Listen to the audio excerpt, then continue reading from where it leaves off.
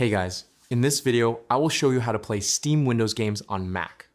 All right, let's begin. One of the easiest free methods is by using a tool called Whiskey. Start by opening your browser and searching for Whiskey. Go to the official website and download the latest version. Once downloaded, extract the zip file and move the Whiskey app into your applications folder. Grant any permissions needed to install it. Next, open Whiskey. It may prompt you to install required dependencies like Rosetta or GPTK. Follow the on-screen instructions and install them if they are not already set up. Once completed, create a new bottle, which is a virtual Windows environment. Give it a name and select the Windows version. After creating the bottle, download the Windows version of Steam from the official Steam website.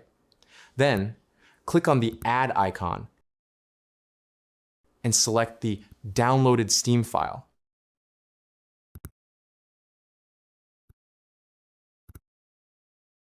Once done, run the Steam by double-clicking on it and then install it.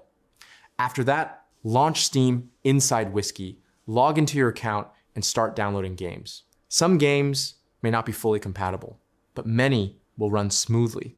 So that's basically how you can play Steam Windows games on Mac. That's it for this video. Thanks.